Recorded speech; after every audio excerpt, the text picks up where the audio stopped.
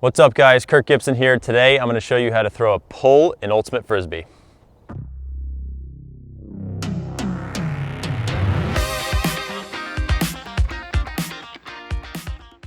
Okay, so today on the pull, this is essentially where we're going to learn how to throw a Frisbee really far or get maximum distance on our throw. So what we're going to cover today is mostly the footwork and the release. If you want to learn some of the grip and some of the more minute details on the backhand, go to my How to Huck a Backhand video and check it out there, and then you'll be able to add that to this video tutorial here. The first part in throwing the disc far is going to be the footwork. So on a pull, you're going to be in the end zone, and you're going to be, some people, you could either just throw it just like this, like in a game. So in a normal situation to throw a backhand far, you'll do a pivot and throw it out like that. Now with a pull, to really get maximum distance on your throw, you're going to want to have a little bit of a run up or walk up, depending on your comfortability. And then that's going to help you get that extra momentum to get more distance on your throw. So the first thing is going to be the steps to get to the release, okay? So there's essentially a 4-step method or a 5-step method.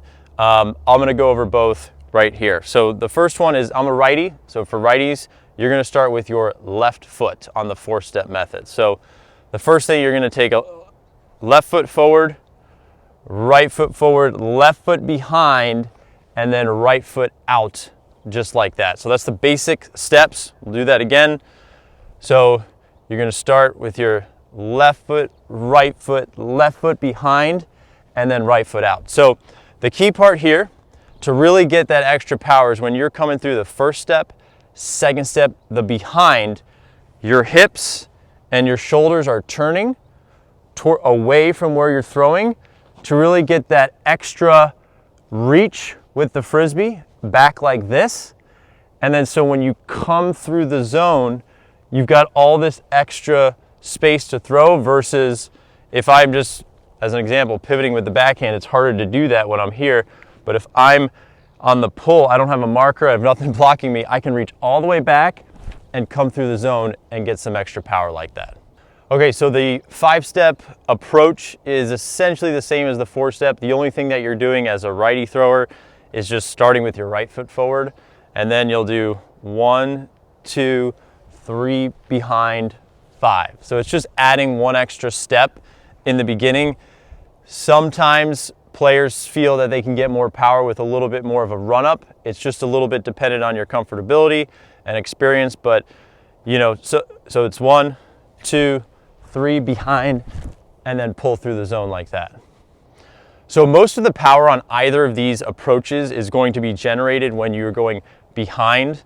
So you're coming right through here, left behind, right, kind of this portion right through here. That's going to be most of the power.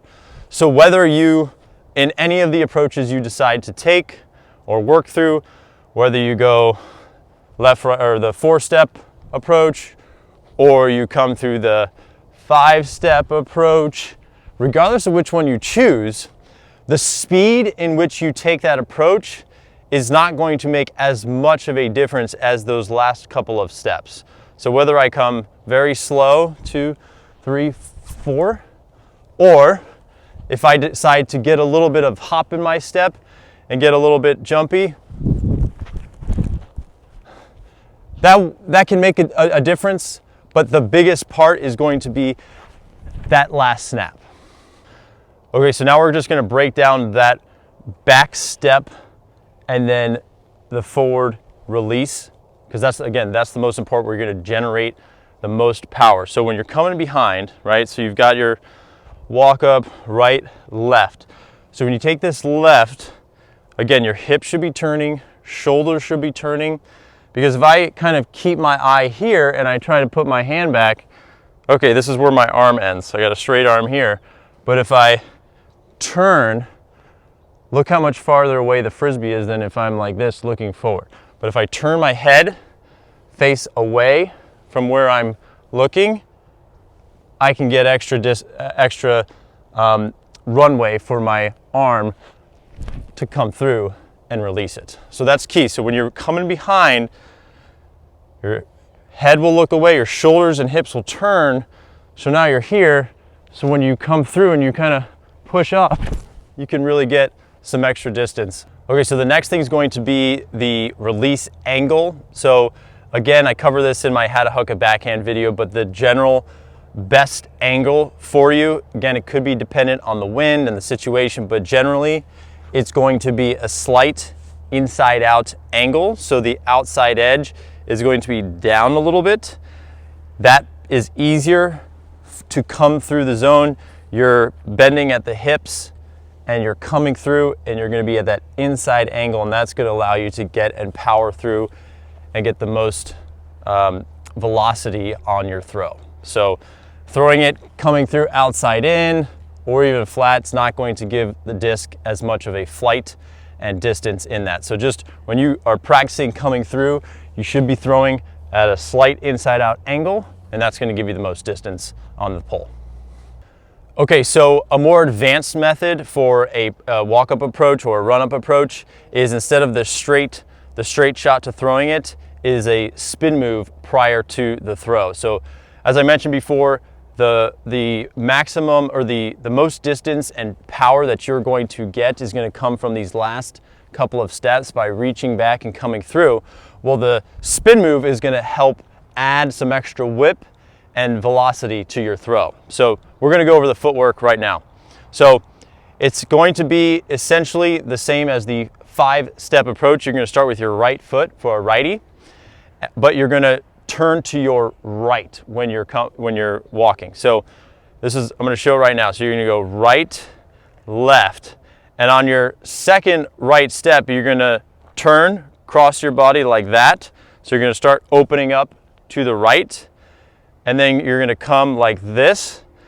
Now my left foot is now almost pointing directly away from where I'm throwing, and then that's where you're bringing your right foot around and then coming through. So I'm going to do that again. It's going to be right, left, start turning, boom, like that. So that, again, so when you are starting here, turning your left around, now my shoulder's all the way back here. It's got to bring all the way through, so you can see it just adds a lot of extra torque and velocity through the zone to allow for maximum distance.